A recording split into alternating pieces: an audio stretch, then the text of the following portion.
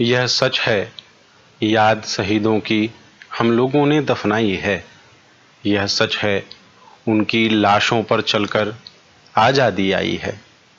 यह सच है, हिंदुस्तान आज जिंदा उनकी कुर्बानी से।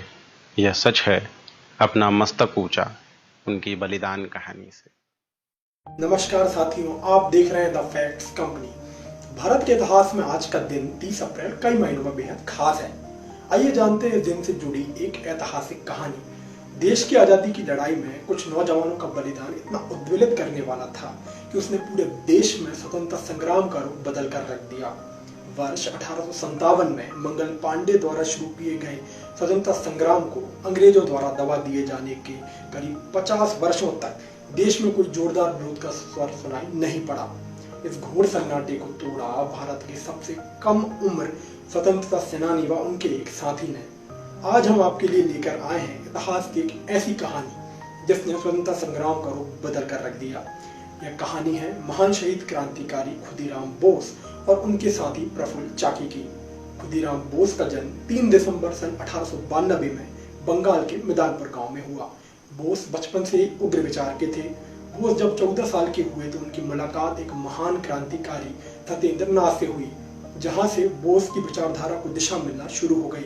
खुदीराम के मन में देश को आजाद कराने की ऐसी लगन लगी कि 9वीं कक्षा के बाद ही पढ़ाई छोड़ दी और स्वदेशी आंदोलन में कूद पड़े। 1905 में बंगाल का विभाजन हुआ तो इसके विरोध में देश भर में भारी आंदोलन शुरू हो गए। खुदीराम बोस ने भी इस आंदोलन में बढ़ चढ़कर हिस्सा लिया।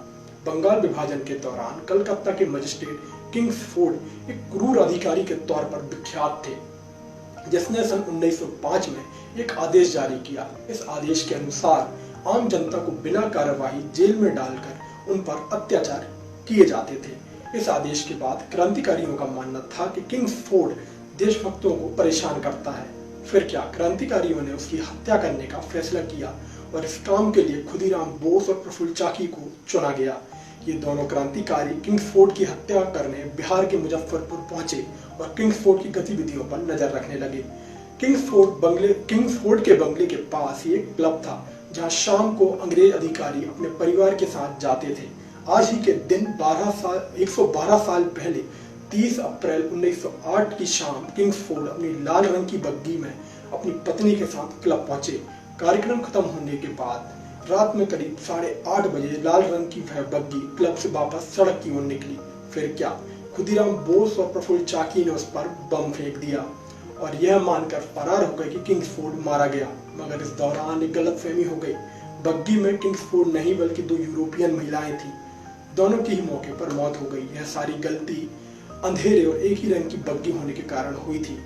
बोस और प्रफुल्ल चाकी करीब 25 मील भागने के बाद नारायणगढ़ नामक रेलवे स्टेशन पहुंचे, लेकिन बोस पर पुलिस को शक हो गया और पुश रोड पर बोस और प्रफुल्ल चाकी को घेर लिया गया।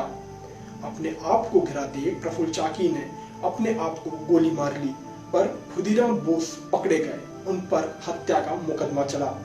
अदालत की कार्यवाही के दौरान खुदीराम बोस ने अपने बयान में स्वीकार किया कि उन्होंने किंग्सफोर्ड को मारने का प्रयास किया था और दोनों महिलाओं की मौत पर अफसोस जताया।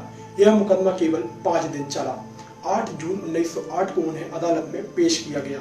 13 जून 1908 को उन्हें मौत की सजा सुनाई गई और 2 महीने बाद 11 अगस्त 1908 को मात्र 18 साल 7 महीने और 11 दिन के खुदीराम बोस को फांसी दे दी गई।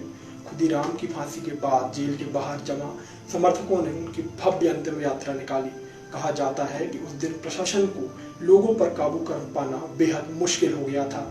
वीरता और बलिदान की यह कहानी उस दौर की है जिसे हम अग्नि युग के नाम से भी जानते हैं। एक खुदीराम बोस को फांसी हुई, लेकिन उस दिन न जाने कितने खुदीराम बोस भारत माँ की शान के लिए उठ खड़े हुए।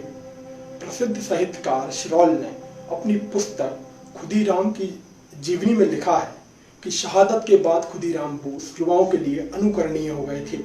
कई दिनों तक स्कूल कॉलेज बंद रहे, चारों ओर शोक व्याप्त हो गया। इसके बाद हर युवा अपने आप को खुदीराम बोस समझने लगा।